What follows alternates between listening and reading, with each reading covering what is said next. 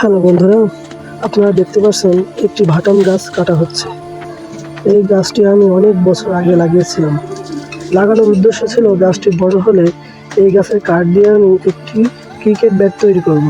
কিন্তু এটা জানতাম না ভাটাম গাছ দিয়ে কখনো ক্রিকেট ব্যাট তৈরি হয় না।